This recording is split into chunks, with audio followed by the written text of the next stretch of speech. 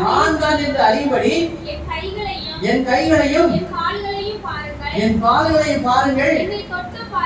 என்னை தொட்டு பாருங்கள்.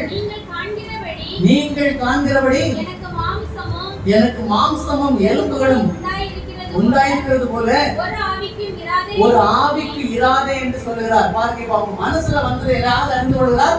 ஆண்டவராக இயேசு கிறிஸ்து அறிந்து கொள்கிறார். நம்முடைய மனதில் என்ன இருக்கிறதோ நீங்க நினைக்கிறத ஆண்டவர் அறிந்து கொள்ள முடியாது அப்படின்னு இல்லை.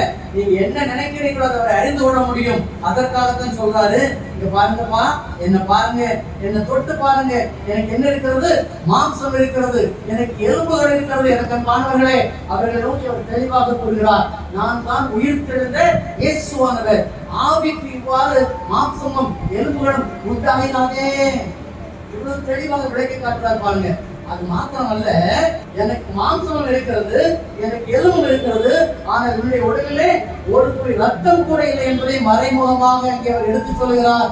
நான் உங்களுக்காக, உங்களுடைய பிள்ளைகளுக்காக, உங்களுடைய சந்ததியாருக்காக, உங்களின் பாவங்களுக்காக என்னுடைய ரத்தத்தை முழுவதுமாக சிலுவையிலே சிந்தித்தேன். ஒரு சொட்டு கூட இல்லப்பா.